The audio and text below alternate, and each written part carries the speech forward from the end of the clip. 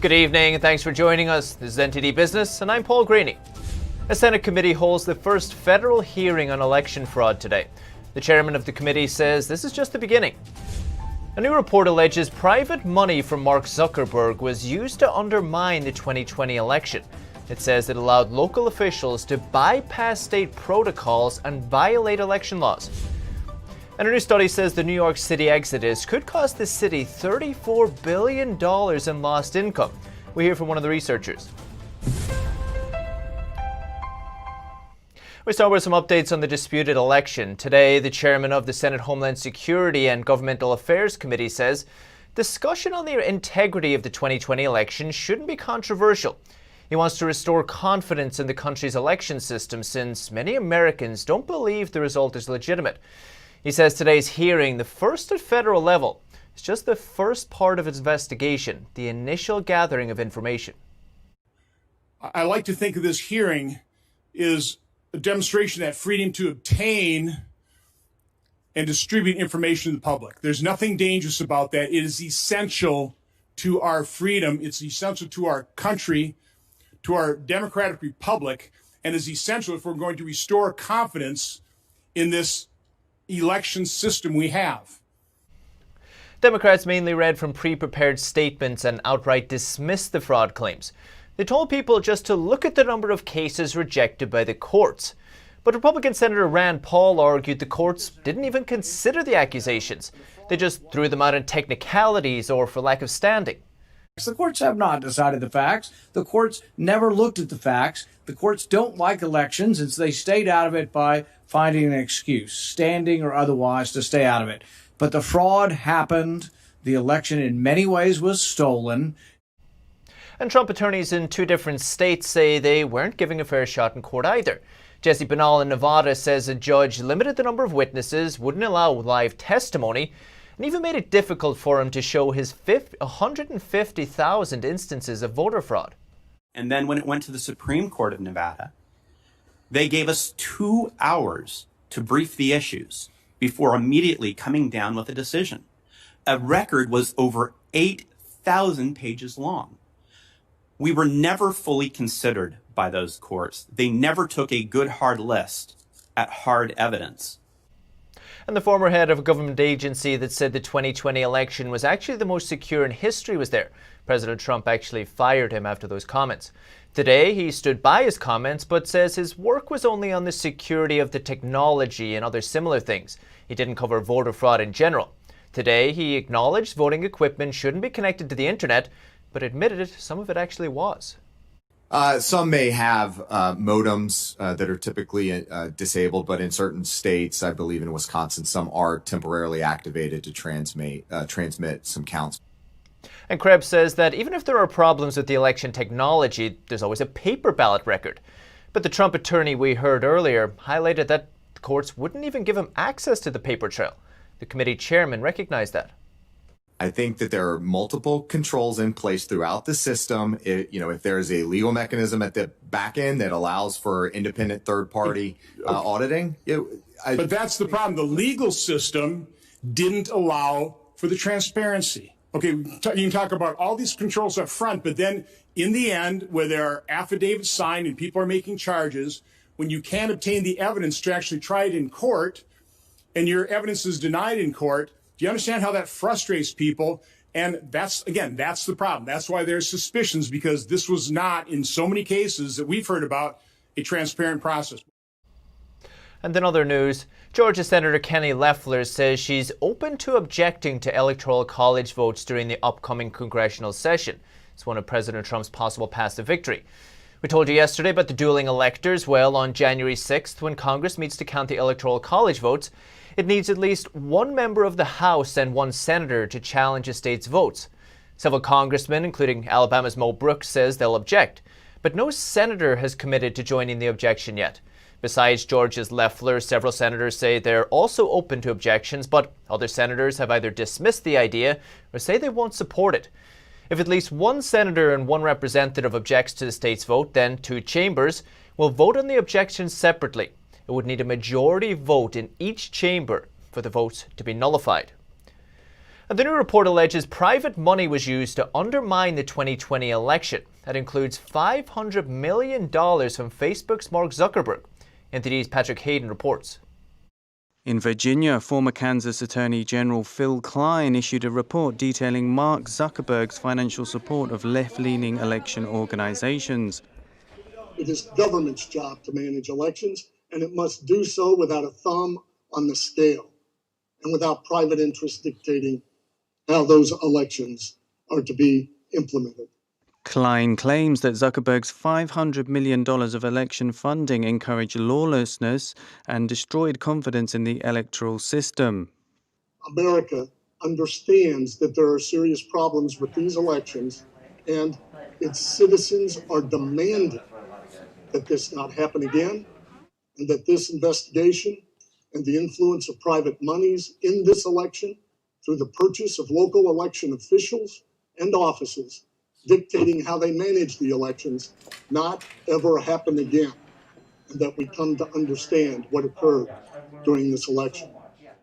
The report exposes the use of private money in 10 non-profit election organizations. This effectively is a shadow government running our elections.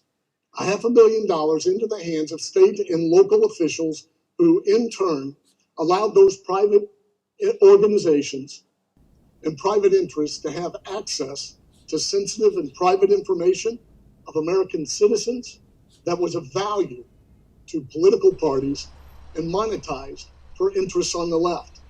Kline says Zuckerberg's money incentivized local election officials to violate equal protection laws. He says this goes against America's precept of treating all citizens equally. Patrick Hayden, NTD News.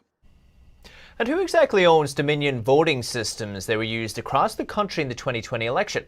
The ownership structure is under scrutiny at the moment after its parent company quickly raised funds before the presidential election. The transaction is odd in several different ways. Some even speculate a Chinese entity could be an indirect investor in the company. A fundraising drive by the parent company of Dominion voting system before the election is raising eyebrows. The unusual transaction led some to speculate a Chinese entity could be the indirect investor of Dominion.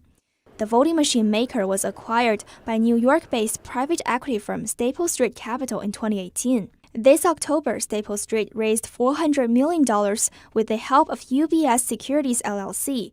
It's a subsidiary of Swiss bank UBS based in New York. There are several unusual features of the fundraising. According to buyout insiders, the private equity firm received the money quickly despite the pandemic-slowed fundraising environment. The fundraising seems unusual because of the pace and the structure. I spoke with a senior executive at a large hedge fund in New York. He told me that typically private equities, when they want to raise funds, it's like 1 year process. Instead of having multiple closes throughout a year, Akan says the firm did a one-and-done deal. Her source says that means a single strategic client may have taken up the entire fund. And when I asked if it's possible to raise a fund quickly, he said that it is possible still if you have one strategic buyer that takes up all the fund. And it seems like it is the case here. Another unusual feature of UBS Securities, 2 of its board members appear to be Chinese nationals. That's according to the company's profile page on Bloomberg. We reported this on December the 5th. Following our report, these names no longer appear on the company's profile page, raising questions about why. UBS New York did not respond to our request for comment. Akan says it is unusual to name Chinese citizens on the board of a New York subsidiary. And this raises the question of whether these Chinese people on the board had to approve a transaction that could otherwise not approved without their presence. So I think this is also a fair question to ask. The 2 Chinese nationals also served in positions at UBS's subsidiary in China. One is a board member, another is a senior-level executive. The Chinese regime owns 49% of the subsidiary in Beijing. In an unusual move, that subsidiary also replaced 11 out of its 14 board members right after the U.S. general election this year. That includes the board member who also served in New York's UBS. Another board member, Mu Lina, had been a board member of China Transinfo, a major surveillance camera producer in China. The company provides big data and artificial intelligence to Chinese authorities.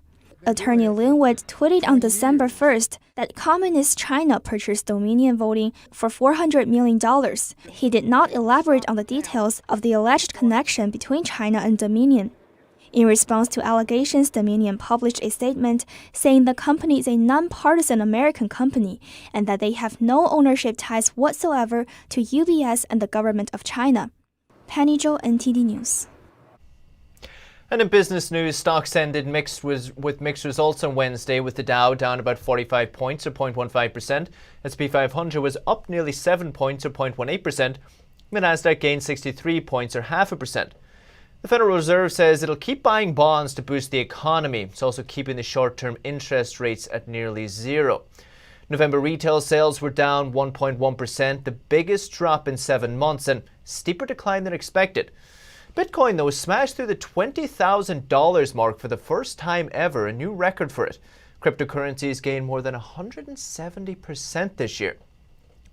And the popular online stock trading app Robinhood is facing scrutiny. A Massachusetts regulator filed complaints against the company, accusing it of engaging in aggressive tactics to attract inexperienced investors and failing to prevent outages on its platform.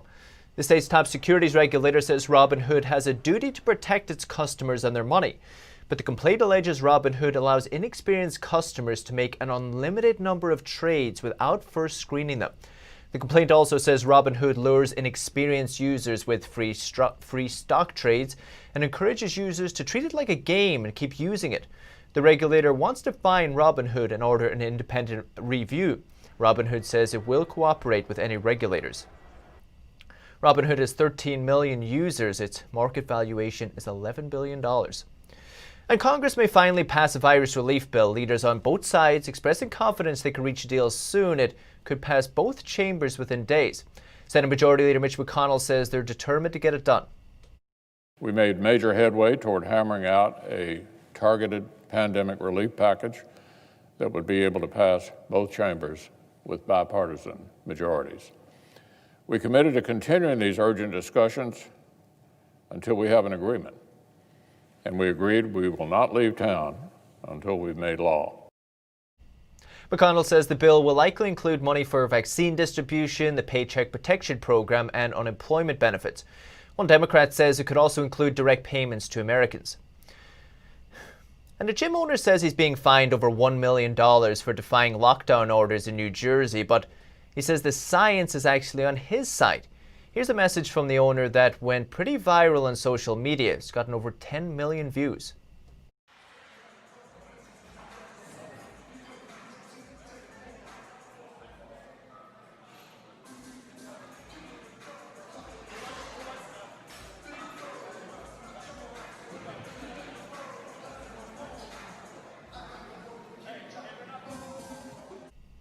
We talked to the gym owner Ian Smith earlier. He said he's had over 86,000 visits in June, but not a single outbreak has been linked to his facility. He calls the lockdown order in New Jersey unconstitutional and even says it's downright criminal. He says it doesn't make sense when large retailers are able to stay open while small businesses have to shut down and suffer. He's hoping business owners will open up and even stand up to the lockdown orders instead of living in fear. Amazon can stay open, and with 20,000 cases, nobody blinks an eye. But God forbid, small business be allowed to open. You know, it's just a testament to the hypocrisy of all of this. I think if you took a survey of all the business owners who are affected by COVID restrictions and or lockdowns, I think you would find an overwhelming majority of the people are against them. Yet, an overwhelming majority of the people adhere to them. And why is that? That's out of fear. And the reality is that once enough businesses open up, there will reach a critical point where there's too many open to punish. And that will quickly make this house of cards crumble. This country was founded on civil liberties and the ideas of the Constitution. So I'm willing to go as far as it is. You want to try to ruin me in the process, that will only strengthen my resolve. Smith says he's offering the gym for free to members right now, and he's also releasing a new website called StayOpenStayFree.com. It's for American business owners who disagree with the lockdowns. They can sign up, offer their services, and get support from their local communities. And the new study says New York City's exodus cost $34 billion in lost income for this state. We spoke with the company behind the study to find out what that means. Thomas Wall is the CEO of data firm Unicast. His firm works with human location data. Wall says there's a massive migration out of New York City, but there's also a massive migration into New York City. The composition of the city has changed. And what I mean by that is the people leaving New York City usually had an average income which is much, much higher than the average income of those moving into the city. One area Wall looked at is Tribeca. It took the biggest hit out of all the neighborhoods they studied. The people that left Tribeca had an average income of $140,000. People that moved into Tribeca had an average income of $82,000. So this kind of drastically changes how Tribeca is being perceived as a neighborhood. And it's also going to change how real estate developers, multifamily developers, as well as retail are preparing and planning for the recovery. So where are the wealthy going? Wall looked into that as well. The top states that people go to is still they are within New York State. That's the top one, roughly 28%. The second state that they moved to New Jersey. The third state is actually Pennsylvania. And the fourth is Florida. So roughly 10% of people that left New York City went to Florida. Wall says companies need to see where there's an uptick in economic activity and learn from what's going on there. As demographics change, demand changes as well. Still to come this evening, the FDA approves a genetically modified pig for food and medical purposes. They say it won't be used for food anytime soon, but people are still raising concerns. And another major index drops Chinese companies with ties to the Chinese military. It's the third one to do it. That and more after the break.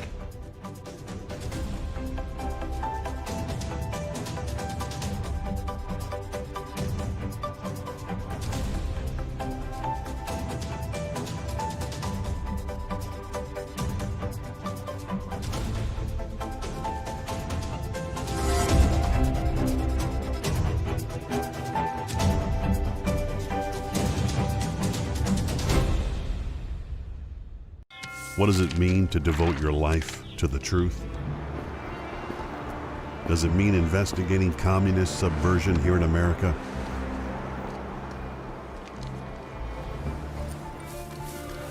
Does it mean exposing the deadly fentanyl crisis in the Midwest?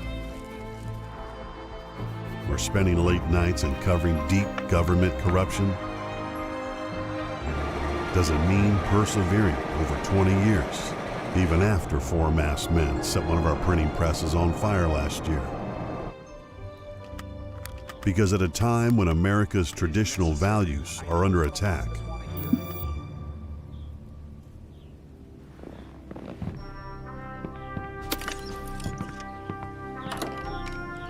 it's the responsibility of righteous journalists to uphold truth and tradition.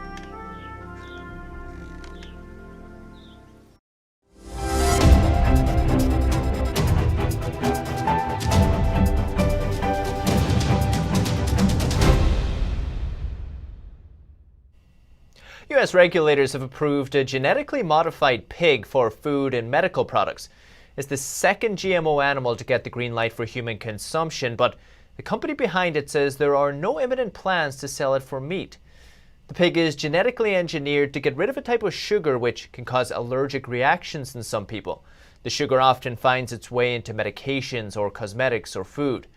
The company behind the pig is United Therapeutics Corp. It says the goal is to make medical products such as blood thinners that won't cause allergies.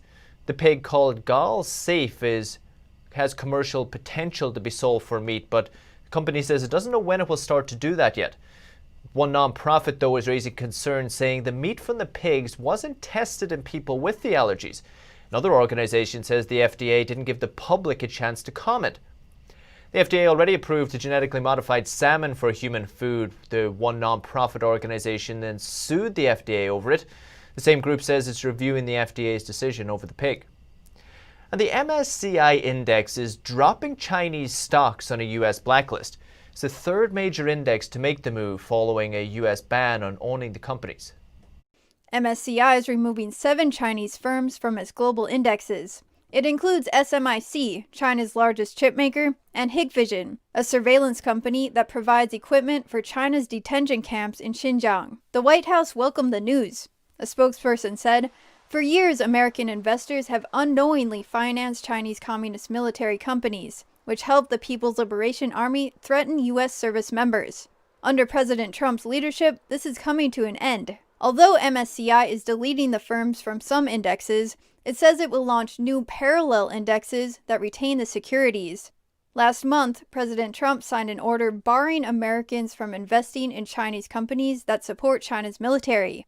The S&P Dow Jones and FTSE Russell have also removed Chinese firms to comply with the order. MSCI says it removed the companies based on feedback from more than 100 market participants in the United States and elsewhere. Investors say MSCI's intended launch of new indexes, which retain the stocks, could be useful, but that will depend on how widely the products are taken up as benchmarks. MSCI will cut the firms on January 5th. And hundreds of Chinese Communist Party members work in each of the UK's top 4 audit firms. According to the Telegraph newspaper, that includes at least one partner in every firm. NTD's Patrick Hayden has the details. The Telegraph reports that over 2,000 Chinese Communist Party members worked for the UK's top 4 audit firms in 2016. The paper has access to a leaked document that lists CCP members for the Shanghai area. The list was extracted back in 2016 and verified by a tech group, Internet 2.0. KPMG had at least 400 members in 2016. One of its partners, Yang Jie, took part in the CCP's 19th National Congress in 2017 as a so-called honorable representative. A Chinese government website praises Ms. Yang, writing, "Making the red gene take root in KPMG and passing that on through the generations became Yang Jie's main goal at work." A picture posted online Tuesday shows KPMG CCP members holding up a communist flag. KPMG told NTD it did not wish to comment. The CCP has gone to great lengths to infiltrate foreign institutions. It's also known that companies based in China have to do whatever the CCP tells them to do, for example, handing over personal data of individuals. Deputy Director of the Adam Smith Institute, Matt Kilcoyne, said, "Companies that have benefited from an opening up of the global economy cannot hide behind the local cultures when they're found out collaborating with communism." He notes that China is the world's second largest economy and it's the largest dictatorship. Patrick Hayden, NTD News. There may be more to come with this leak. We'll keep you updated. And an Australian regulator is suing Facebook. It says the social media giant collected data without permission. Here's the details. An Australian regulator sued Facebook on Wednesday, accusing it of collecting user data without permission. It follows a slew of government efforts around the world to rein in the social network giant. The Australian Competition and Consumer Commission said it was seeking an unspecified fine from Facebook for promoting a virtual private network as a way for people to protect their data while secretly using the information to pick targets for commercial acquisitions. The app was promoted as one that would protect your data, keep it secret, keep it safe. The reality was that Facebook was using data to monitor people's internet and app activity. For example, which apps you visited, how long you were on those app sites for, and so it was using that data to work out various things that benefited it commercially. The VPN product called Anavo was shut down by Facebook last year. One legal expert told Reuters the Australian lawsuit may force the company to change the way it discloses its activities to users. Earlier this year, Australia also went ahead with plans to make Facebook and internet giant Google pay domestic media outlets for content that appeared on their websites. A Facebook spokeswoman says the company's always been clear about the information it collects and how it's used. She says Facebook will now review the filing, though. And still to come this evening, airlines are rushing to convert passenger jets into cargo planes because of the online shopping boom and, of course, the low travel demand. And Honda recalls nearly 2 million vehicles worldwide out of 4 separate concerns. Find out why after the break.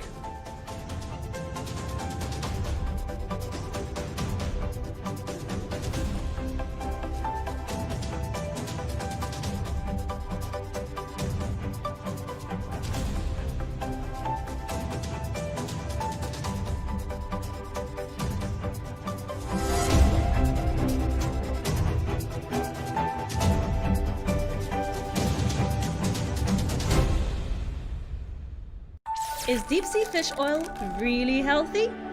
Due to pollution in the oceans, most fish contain heavy metal elements and radioactive substances.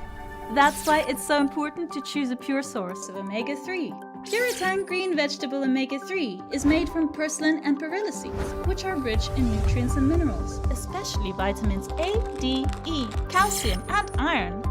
With natural processing and no harmful chemical additives, it has more than 90% concentration of omegas 3, 6, 7, and 9. It effectively improves brain power and is beneficial to the heart's health.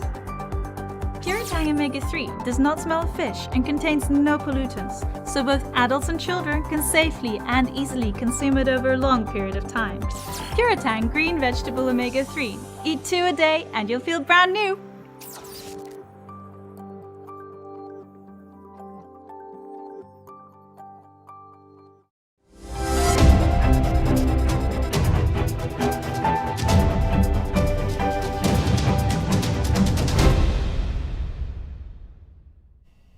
Honda is recalling nearly 1.8 million vehicles worldwide over safety fears. Some models have even reported fires. The car maker says there are 4 separate recalls covering 1.4 million cars in the United States alone. Honda says no injuries or crashes have been reported in relation to the recalls.